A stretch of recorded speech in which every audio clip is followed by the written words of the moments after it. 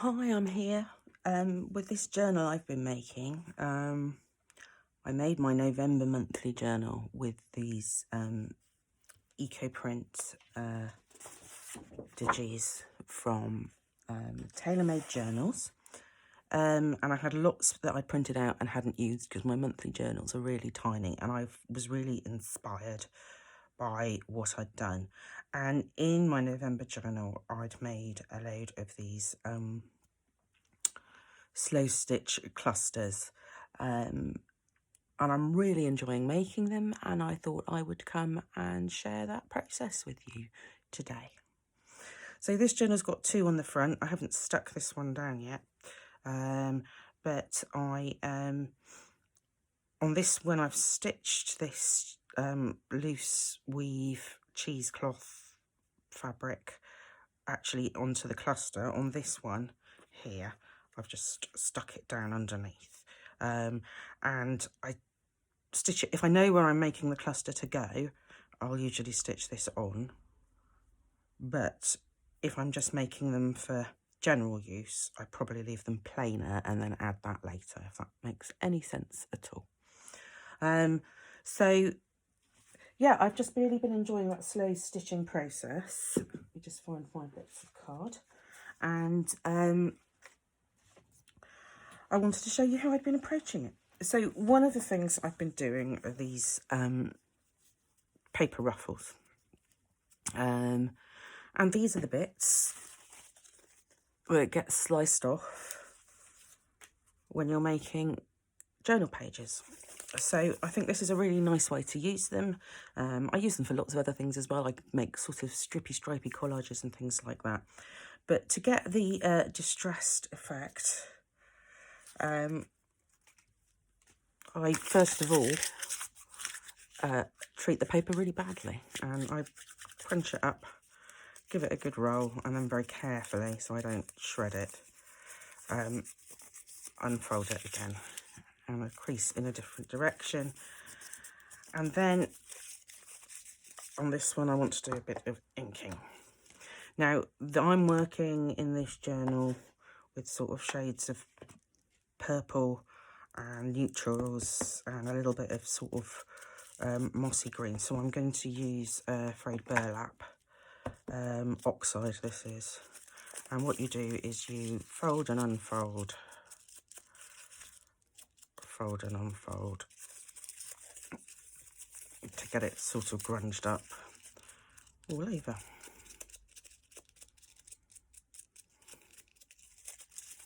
There we go. So you can keep going with that if you want to. That sort of paper already was stained with some frayed burlap and tea, and then I've added some Victorian velvet because that works well with the colour scheme that I'm doing. Then, now you could just fold and stitch your ruffle straight away, but I enjoy getting my ruffles into sort of a more pleasing arrangement before I do the stitching, because then I can sort of hold everything together slightly more easily. So what I do is I start to fold like this, and then I fold at different angles and crease and squish the paper so that we're getting a really irregular shape and pattern here. And then when I've done a few and I like the way that they're arranged, I just take a little spot of glue. It really doesn't need to be very much, just to hold those creases in place. Any glue will do. This one grabs really quickly, so that's quite good in this process. So keep working down. Nope.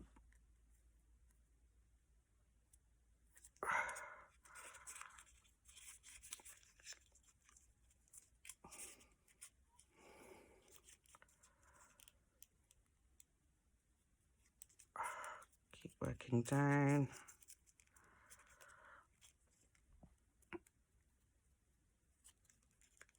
Okay, and all it needs is enough glue just for it to keep its shape till you're ready for it. Okay, that's what. Let's put the glue back in here. I've also done them with these strips from the printouts. This one's in vellum, and this really holds its shape. So I haven't actually stuck this one, but you can see it's kind of going to maintain the memory of it, whereas this thinner kind of basic paper, less likely to be able to see how I intended it to be. So the next thing to do is to get some kind of base, and depending on where it's going to go and what I'm going to do with it. So this one has been stitched on to a piece of stained fabric, again stained with fray burlap and Victorian velvet distress ink. There's a bit of tea stain seam binding there, and I've just stitched straight through the fabric, and I've got a little cluster there slow stitched all ready to go. Same with this one, but I put the cheesecloth behind, and this one, which is again made in the same way with a bit of this sort of pinky browny lace. I love this kind of dusty, neutral, browny, purpley, pinky shade. I don't know what you call it. There you go. So there's those three all on fabric. And then the one that's on the front of here, and this can be quite handy depending on where it's going, but this one is actually stitched onto a cardboard base, which as I've gone, I've torn around where I don't need it. That holds that in place really well, and that will make that really nice and easy to stick down with strong glue onto there, and then gently adhere the fine fabric across the cover there. But as I say, I made that one to go specifically in this place on this journal. So let's do one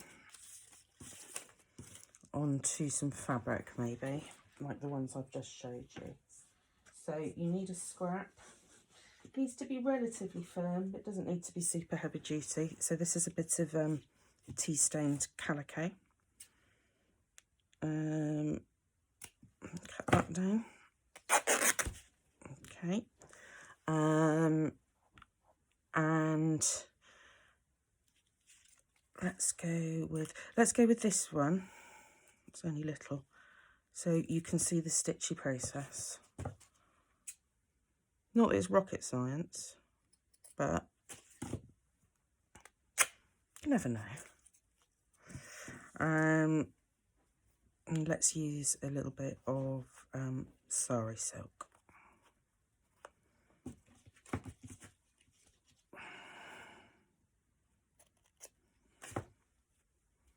Behind it, what do we think?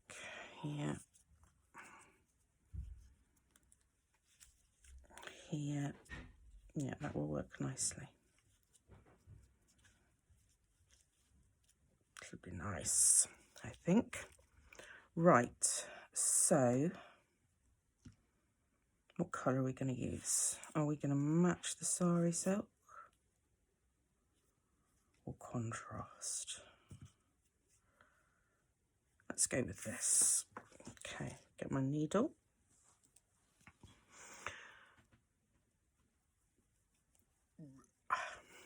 Unwind that.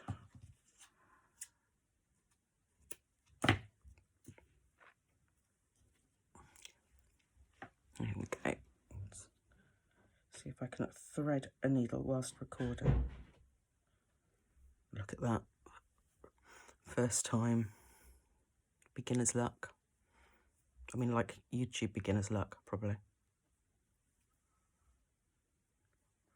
Maybe I'll never be able to thread a needle whilst recording it again. Right, little knot at the end. Right, I'm going to pull this out for now because we're going to be able to tuck it under afterwards. Okay, so we get this where we want it. It's really not rocket science. You can come up from behind. And I'm just going to do straight stitches at slightly different angles. Nearly unthreaded my needle then. I need to stop talking about being able to thread needles, I think. It's a dangerous business. And then I stitched down, no, not there, I stitched down the folds in a fairly random way that follows the sort of wonky concertina in some sort of fashion. So where the paper's thinner there, be careful because it's easy to rip. So try not to be heavy-handed like me.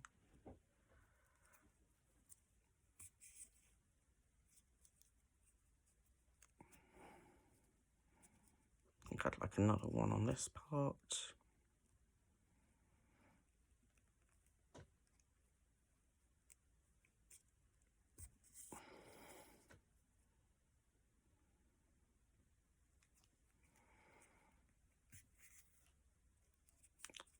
And down. So I hope you can see it's a really dull, dark day here today. I've got as many lights on as I have to put on at the moment. And I've tried filming upstairs, but I haven't got all my stuff up there. And it's lighter and brighter and quieter. But actually, if I want to do process videos, I kind of need to be in the space where I work because my brain leaps around like a grasshopper. And yeah, I will not manage to bring everything I need. Right, I'm not totally happy with how this one looks, typically. Normally I just do them and I'm just overthinking it, I expect. I'm going to go back up and put a few more in here. So those two, side by side like that, I'm not so sure about. Let's do something wonky here. Oh, not too hard.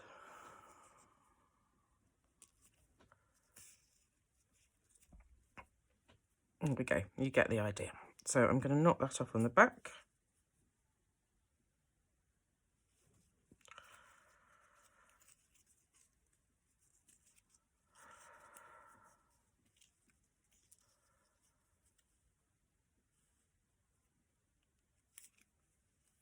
Eventually.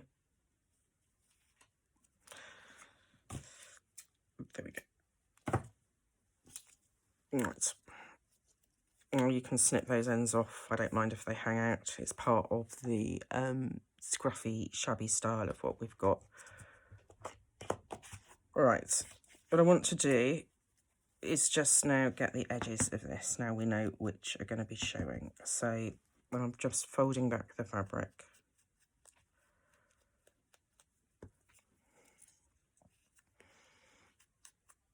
I'm working around the edge.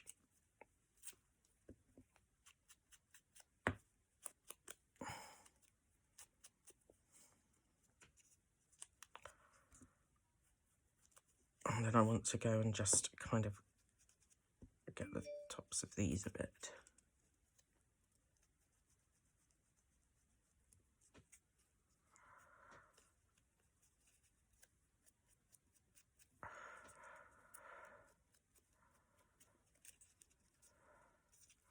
There we go. Right, so that's a bit inkier. And then we just want to fix this little piece in. So I'm going to straighten it out as much as I can.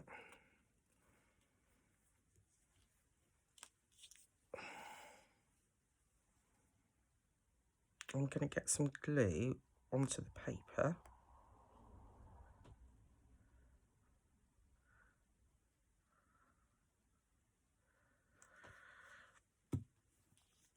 And then I'm going to unsquish this again.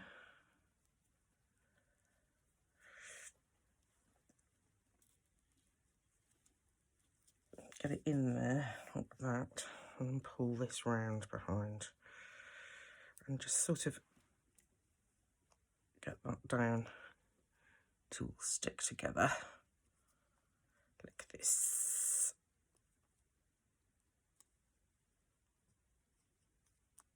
Okay. Right, there's my needle. just put the pin in this.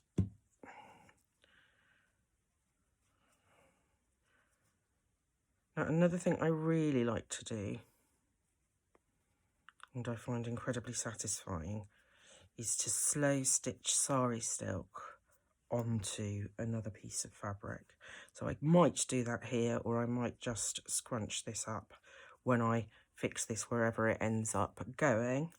But I just want to show you what I like doing with the sari silk, because it's really good fun. Well, I don't know, you might not find it fun. I like it, and I like the effect it creates, of course, otherwise I wouldn't do it. Okay.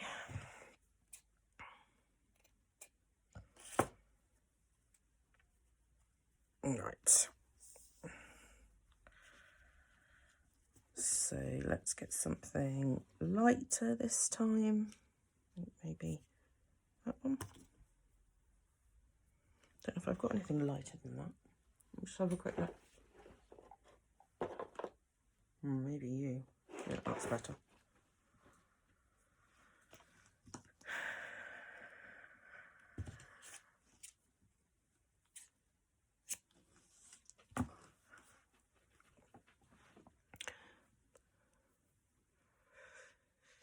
So I've been making lots of different things over the last few weeks. I'm finding it really hard to focus and settle on a single project. And I think that's because times are still very strange, both in the world at large and in my own family. There's a lot going on. Have I tied a knot? No. There's a lot going on, and you know, it affects my mental health, which wasn't great to start with. And I find it really hard to focus, and I know that I need to be creative in order to stay as well as I can.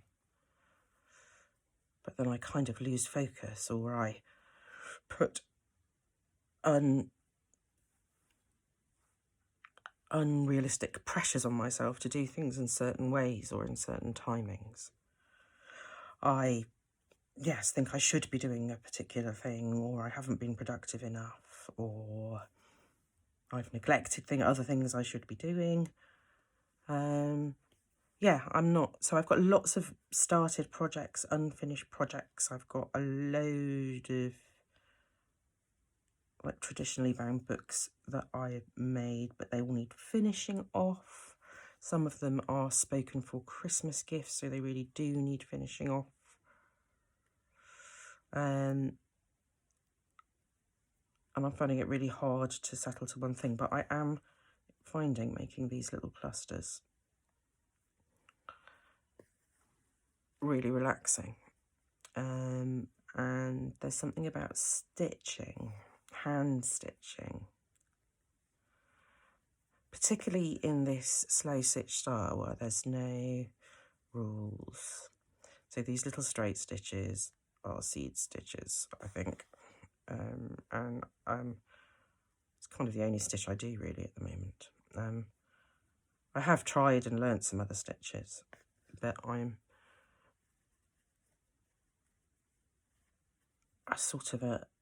this suits the sort of shabby, grungy look that I love.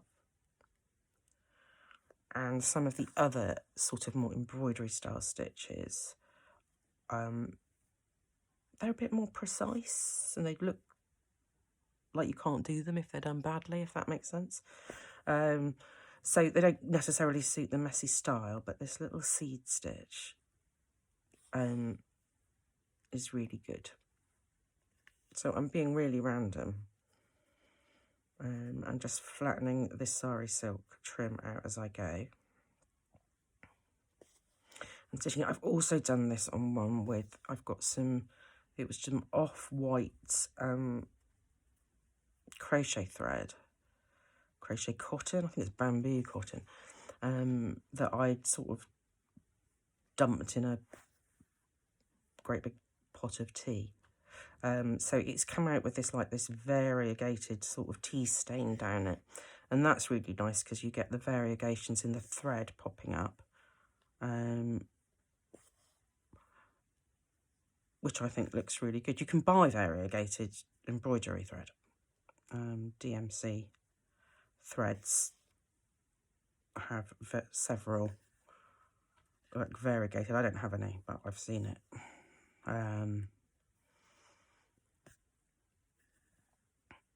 Yeah, so you get the picture. I'll keep doing this until the piece is flat, and then maybe I'll pop back in a minute and show you these on a page, how I might use them, and show you the places I use them in another journal. Hi, I'm back. It's a few hours later. I think I've got a window of relative quiet in the house to just show you the last bits of this and what I've done in the meantime. My oldest child is home now. She's almost 18, and she has a neurological disorder which causes vocal tics and verbal tics. So if you hear any strange noises in the background, it's her. If she comes down and is nearby and is saying outrageous things, I will scrub this audio and do a voiceover. So yeah. So this is the one that I started before we left. I've torn the fabric down a bit just to frame the scrap of sari silk, and I've got these just random little straight seed stitches going all over it. And we'll talk about how I might use that in a minute. I've done this one. So this is torn strips from a really inexpensive scarf, like a pashmina style scarf, and I had loads of them because at one point I lived in a Muslim country where I had to cover my head, so I had a massive collection of these which I don't use anymore, and I couldn't bear to throw them away, so I've torn them into strips in the style of sari silk trim, and it gives me these loads of lovely scrappy bits. So I did that onto a fabric back with this ruffle that wasn't glued, stuck. And I said earlier this was vellum. It's not. It's parchment paper. Parchment paper, not vellum.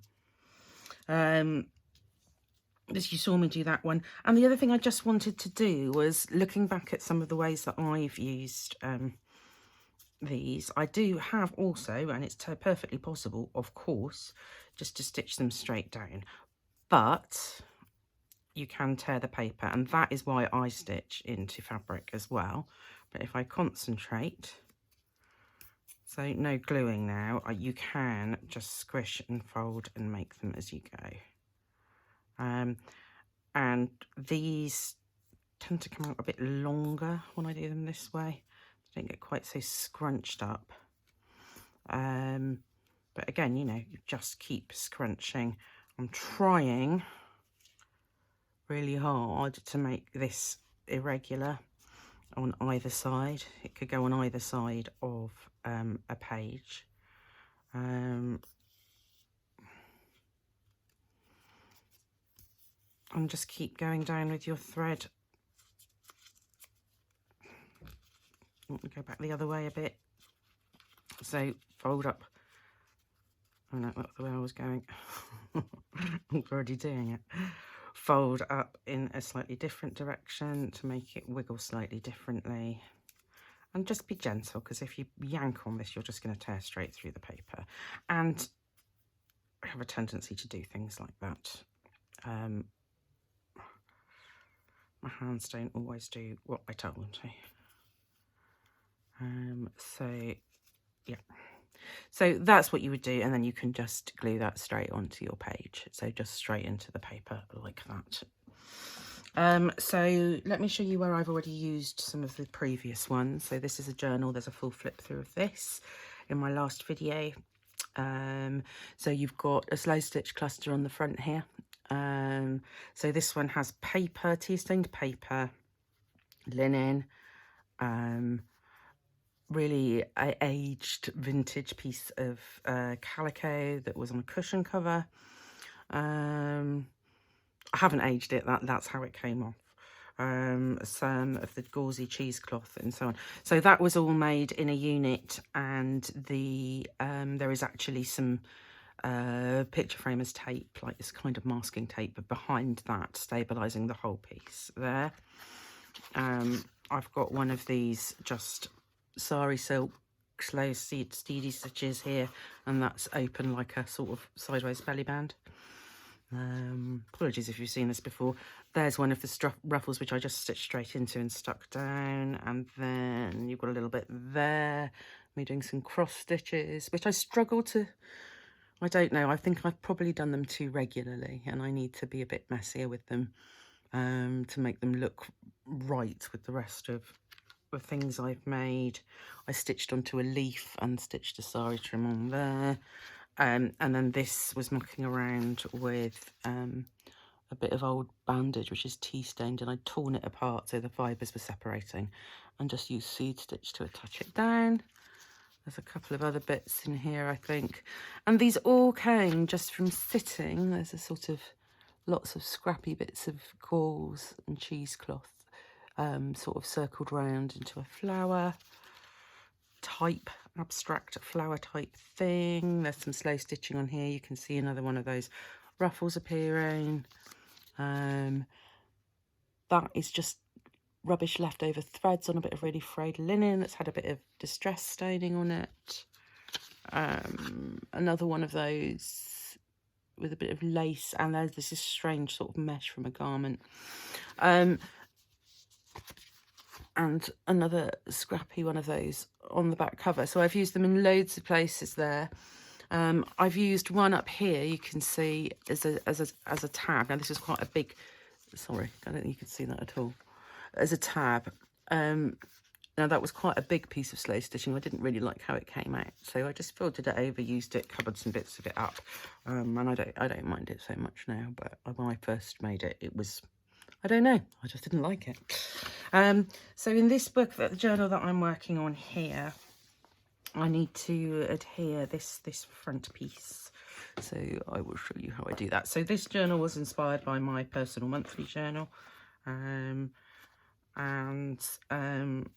so I've been making this folio type. No, it's not a folio.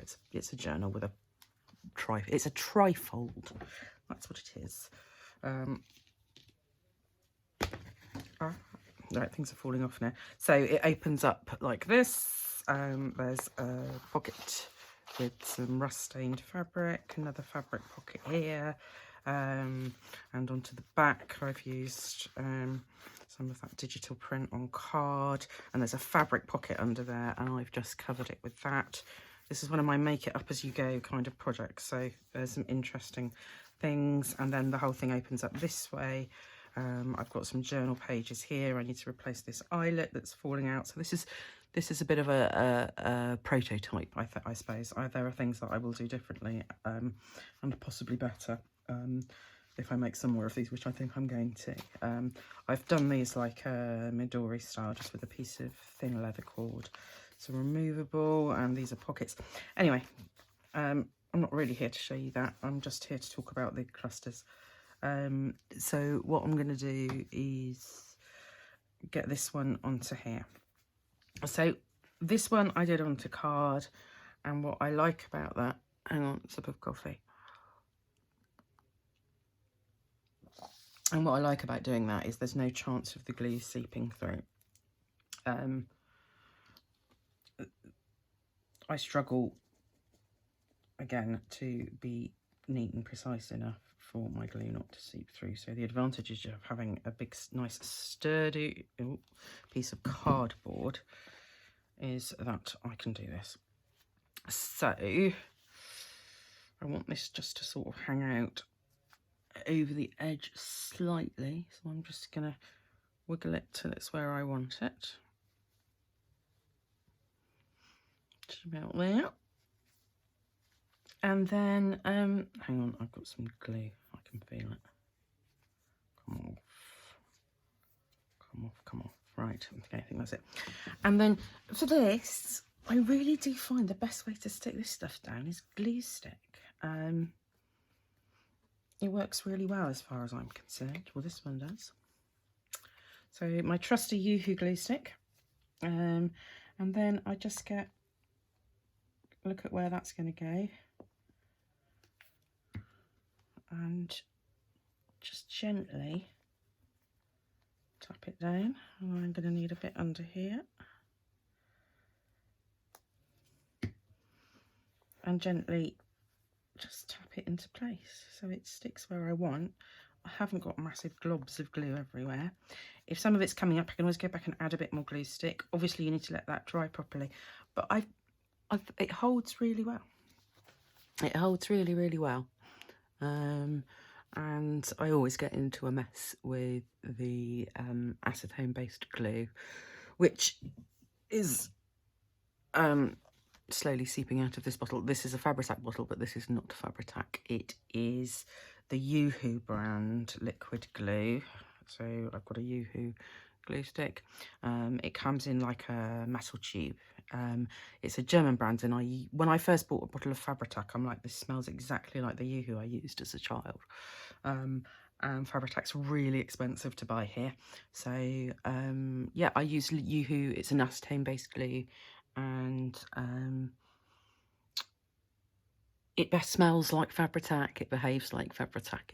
To all intents and purposes, it does the same job for less money.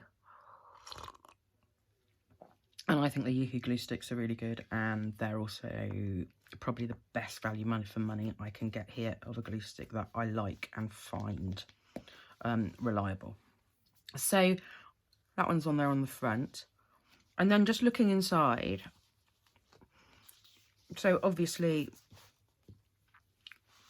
I could use these on a pocket, like this. Like this. Looks quite nice there.